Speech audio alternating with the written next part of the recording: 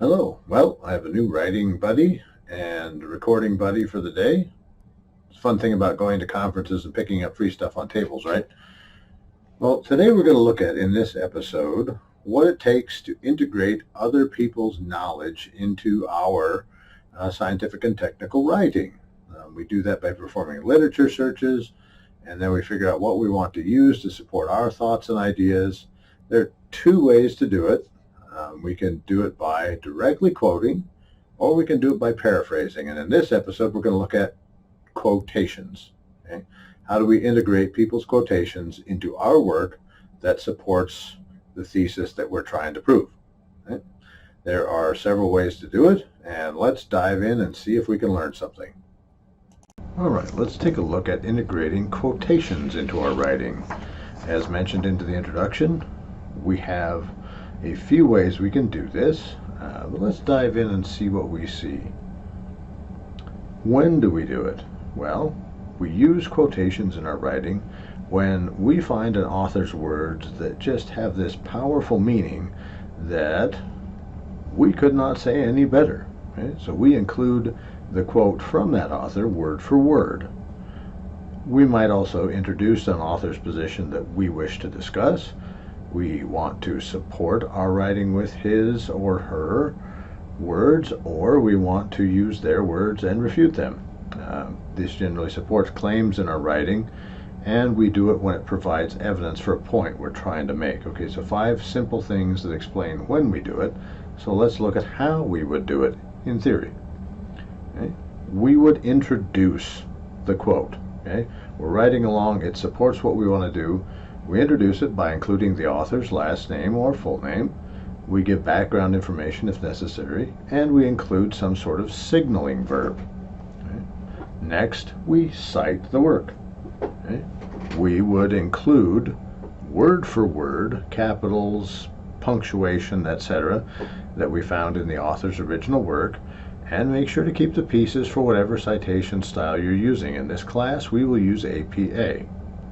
And then we would explain the quote after we've included it.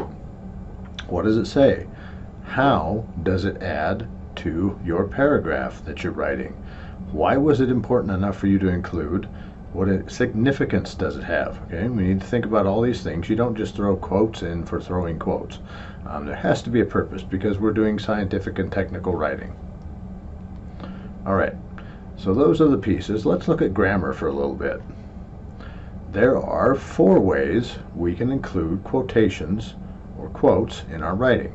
We can use sentence and a colon. We can use an introductory phrase. We can make it a part of our writing, and we can make it short. Well, let's see what some examples of this look like.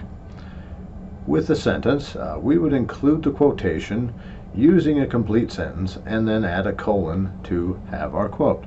Okay, so in the first example, in Where I Lived and What I Lived For, which is the name of the work, we say Thoreau states directly his purpose for going into the woods. That is a sentence. It will stand on its own, so we include our colon.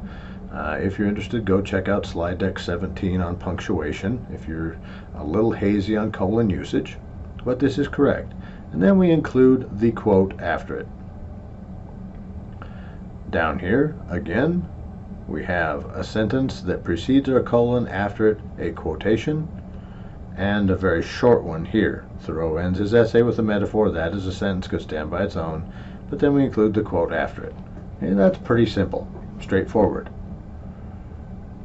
We can also do it by using an introductory phrase and separating it with a comma. Okay. Here's our phrase. Thoreau suggests the consequences of making ourselves slaves to progress when he says, comma, and then our quote. Thoreau asks, comma, signaling word, signaling verb, boom. This is just a phrase. According to Thoreau, comma, and then the quote. Exactly, word for word, including the punctuation that the original author had. Always, always, always, always. This isn't paraphrasing, this is quoting. Okay, we can make it part of our own sentence without any punctuation. Just incorporate it. Thoreau suggests the consequences of making ourselves slaves to progress when he says that we do not ride on the railroad, it rides upon us. And there's a couple more examples there. Likewise, you can include short quotations or only a few words of the quotation as part of your sentence. Here we have a couple examples. Thoreau argues that people blindly accept, here's part of what he said, shams and delusions, as another part of it, soundest truths, while regarding reality as another part, fabulous. There's something wrong with the quotes in this slide deck. I'll have to fix that for a future showing. All right, so our rule review. Rule 1, complete sentence, colon, quotation. Review colon use if you need to. Rule number 2, something, leading word, comma, quotation. And here's some guidance on that. If the word just before the quotation is a verb, indicating somebody said something, use the comma. Says, said, states, asks, yells. But if there is no punctuation when you use that, if we said says that, the comma would go away and we would have the quotation. Rule number 3, if rules 1 and 2 don't apply, do not use any punctuation. So that's pretty simple. If it's not 1 or 2, leave the punctuation out. Likewise, use our Sherlock Holmes technique and look it up if you're confused. Alright, so that was the grammar part of it, but we haven't said how we actually build our citations. To be proper, we must cite. Okay, pieces of APA, American Psychologists Association. This is the one we use. For in-text citations, we have to have a last name, we have to have a year, and we have to have a location in the document. Well, the location can be several things. It could be a page number, paragraph number, chapter, section, or if we're talking about a videoed content, include a timestamp of where the quote occurred. That way we can go back to fact check to make sure that you're not plagiarizing any of your content, not only in an academic setting, but a professional setting as well. Okay, here's some examples of putting it all together. Take care to notice the punctuation where it exists and where it doesn't. In our first, we would have already introduced the quote that we want to have. Here's our quote: the systemic development of literacy and schooling meant a new division in society between the educated and the uneducated. End quotation. Start of our parenthetical in-text citation. There's a space here. The last name of the author, a comma. The year that the resource was published, a comma. Page 27, end parentheses, and then the period ending the sentence. Okay, the period goes all the way on the outside of the citation.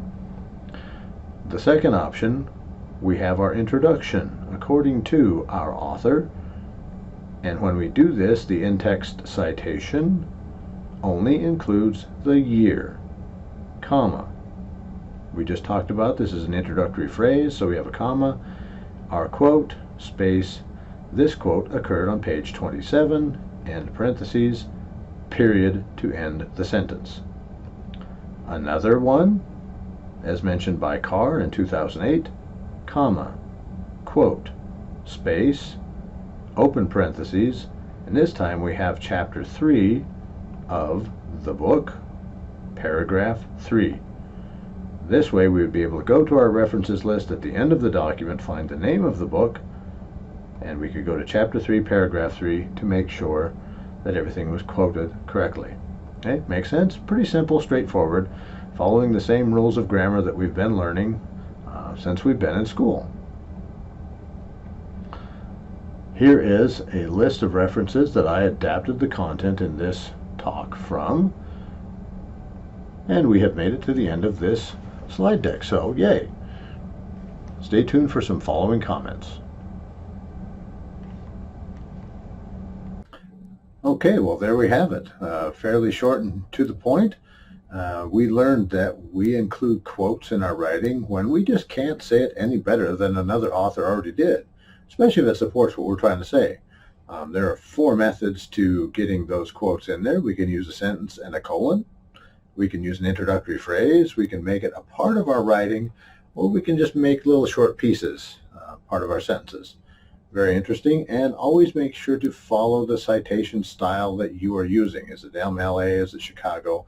Now, for my classes, it's always APA here. So make sure you have that last name, the year, and the address to where the original quote occurs in the document. Is it a page number? Is it a timestamp of a video? My lights just went off, so that's interesting. Professor B out for this time, so me and my buddy, we'll see you later. Stay tuned for more information in coming episodes.